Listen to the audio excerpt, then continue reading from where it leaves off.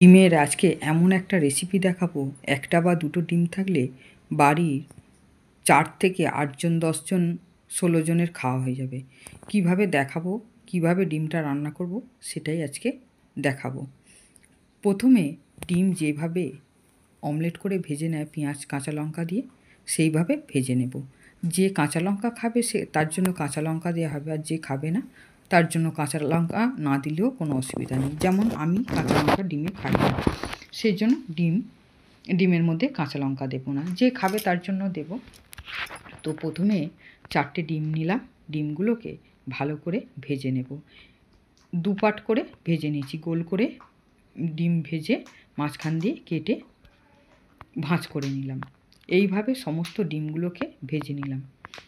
ভেজে নিয়ে একটা বাটির মধ্যে বেসন, লবণ আর লঙ্কা গুঁড়ো দিয়ে বেসন গুলে নেব। যেভাবে চপ বা বেগুনি করলে ব্যাটার বলে সেইভাবে গুলে নেব।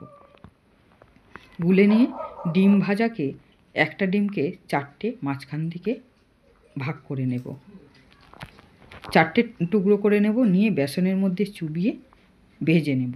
কড়াতে তেল দিয়ে সমস্ত ডিমগুলোকে বেসনের মধ্যে চুবাবো আর ভেজে নেব। এইভাবে সমস্ত ডিম ভেজে নেওয়ার পরে দুটো পেঁয়াজ কেটে রেখেছি, সেই পেঁয়াজগুলোকে ভেজে নেব। কড়ার মধ্যে দেব, তেল দিয়ে তেজপাতা ফোড়ন দিয়ে পেঁয়াজগুলোকে ভেজে নেব।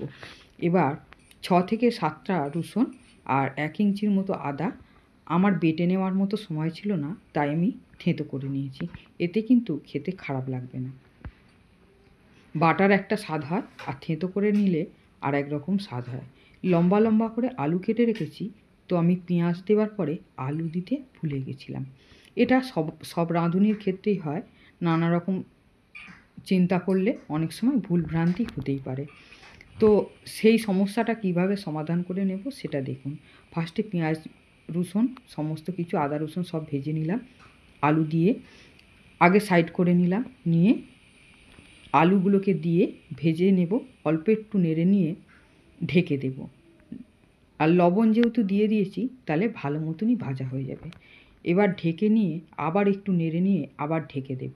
এরপরে লঙ্কা গুঁড়ো, হলুদ গুঁড়ো দিয়ে দেব, দিয়ে ভালো করে নেড়ে নেব। টমেটো ভালো করে ঘিষে নিয়েছি, দিয়ে দেব। দিয়ে ভালো করে নেড়ে নিয়ে পরিমাণ মতো জল দিয়ে দেব। একটু জলটা বেশিই দেব, যেহেতু এগুলো ডিমগুলো বেসনে চুবিয়ে নিয়েছি, তা ওতে জল ভালো ঝোল টানে, এর জন্য একটু বেশি পরিমাণে জল দিয়ে দেব। এরপরে তরকারি ফুটে গেছে, আলু সিদ্ধ হয়ে গেছে, ধনেপাতা দিয়ে দেব। দিয়ে গরম মশলা দিয়ে ডিম ভেজে রাখা ডিমগুলোকে বেসনে চুবিয়ে ভেজেছিলাম সেইগুলোকে দিয়ে দেব। এইগুলোকে আপনি খালি মুখেও খেতে পারেন, খারাপ লাগবে না, বিকালের টিফিন হলেও ভালো হয়। দেখুন কেমন হয়েছে। এই যে এইভাবে বেসনে চুবিয়ে প্রত্যেকটা একটা ডিমকে 4টে ভাগ করে নিয়েছি। আপনি 4টে কেন 6টাও করতে পারবেন। ছোট ছোট টুকরো করে করলে অনেকগুলো হয়ে যাবে, অনেক মানুষই খেতে পারবে। তো আমি 4টে ডিমের করেছি, অনেকগুলোই হয়েছে। এইভাবে করে বেসনের মধ্যে চুবিয়ে করলে খুব ভালো খেতে হয়। আপনি খালি মুখেও খেতে পারেন এবং তরকারিতে দিয়েও খেলেও ভালো লাগে। এটা নতুন ধরনের একটা রান্না হয়ে গেল।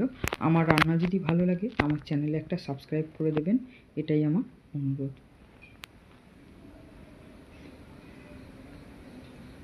এইভাবে রান্না করলে বাড়িতে অনেকগুলো লোক থাকলে যদি ডিম কম থাকে সবারই কুলিয়ে যাবে।